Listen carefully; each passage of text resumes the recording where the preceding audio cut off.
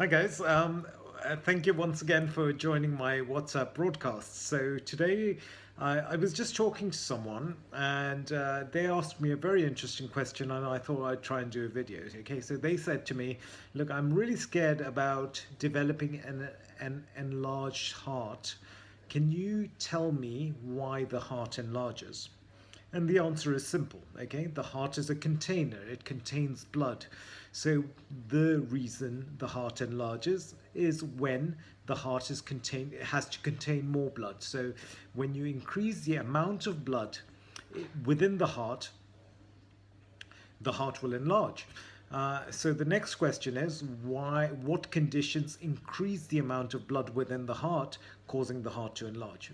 And there are two main types of conditions that can cause the heart to enlarge. Okay, the first is if the heart is damaged for any reason, then that can cause the heart to enlarge. So by that I mean, let's say someone has a heart attack. What is a heart attack? Heart attack is death of part of the heart muscle.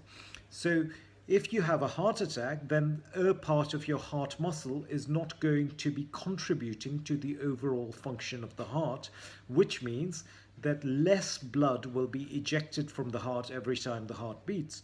If less blood is ejected from the heart, then less blood goes around the body, and in particular less blood goes to the kidneys. Okay, now the kidneys are very sensitive to the amount of blood they receive, and their immediate reaction is when they get less blood is, this person is dehydrated. Let's absorb some more water, because they would normally get rid of some water in the form of urine. Let's absorb some water to try and restore the amount of blood in the circulation. So the kidneys will absorb more. They will restore the amount of blood in the circulation, or they think they are, but the problem was never a shortage of blood. The problem was that the heart wasn't pumping effectively, and that's why there was less blood getting to the kidneys. So now what you have is a situation where you have more blood. Okay, the heart still can't pump out that extra amount of blood because it is still weak, and therefore the kidneys will continue to get less blood. And therefore over a period of years you get into this vicious cycle where less blood gets to the kidneys absorb more.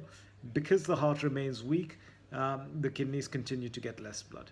As time progresses, the amount of blood within the heart gets more and more. The heart starts stretching.